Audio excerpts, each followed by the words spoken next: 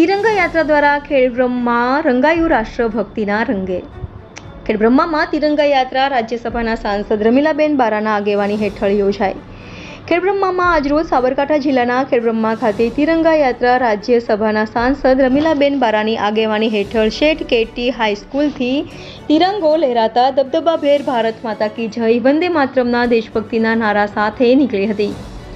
યાત્રાની શરૂઆતમાં ગુજરાત રાજ્ય યુવક અને સાંસ્કૃતિક બોર્ડ ગાંધીનગર દ્વારા ડાયરો તથા ભવાઈનું ખૂબ જ સુંદર આયોજન કરવામાં આવ્યું હતું।